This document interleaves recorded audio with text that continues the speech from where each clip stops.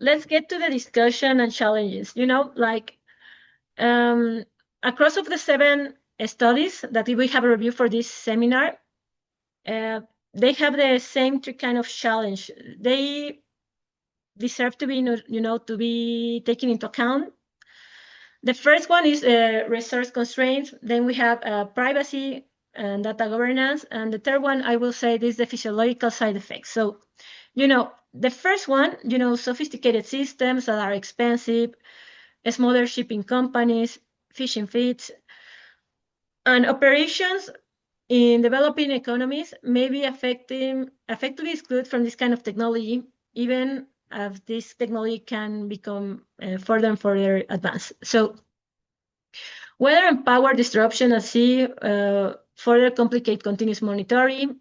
The risk is that HDHD becomes the privilege of largest workers, largest operational chips, while the most at-risk worker, the fisherman, small vessel crews, get no benefit. Well, the second one is the privacy and data government.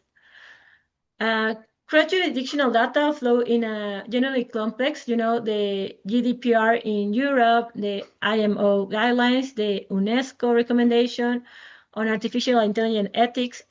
All of this applies, sometime in tension, So blockchain is being proposed as one of the technical solutions for secure decentralized healthcare records, but governance frameworks are still being written.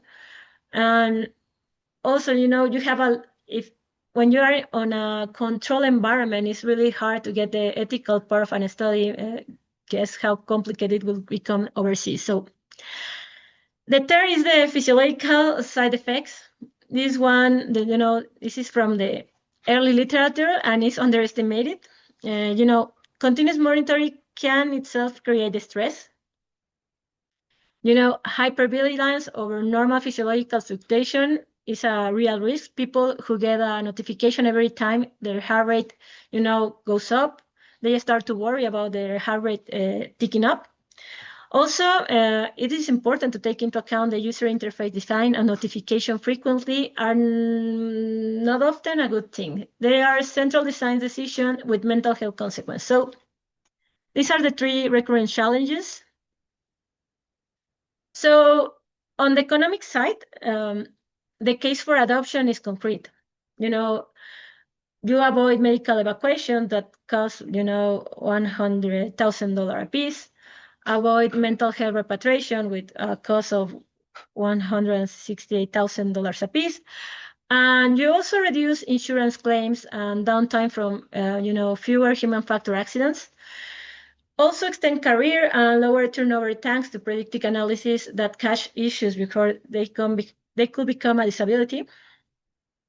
So there is also, a bigger or broader stakeholder picture too.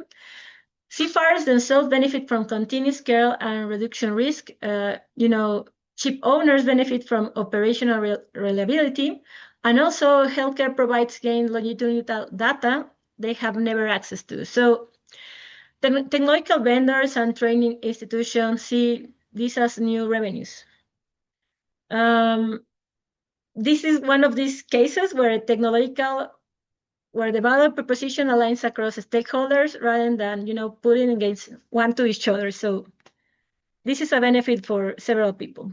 So what about the open frontiers? So where does the field go from here? 6 frontiers are most active in the current literature. You will see adaptive organization architecture, systems that could respond dynamical at sea conditions rather than statical protocols. So also integrations with electronics, health records, so data collected at sea continues to inform care to on land. So federated learning approach, getting population level insight while preserving, the individual privacy. Reconfigurable digital twins, dynamical adaptation across crew and emissions, saltwater field validation because consumer devices have, largely not been tested in this kind of environment where you have corrosion and other stressful conditions for electronics, and larger randomized controller trials with control groups. moving the field from feasibility question to effective questions. Almost every study I have shown you today, including the Navy study,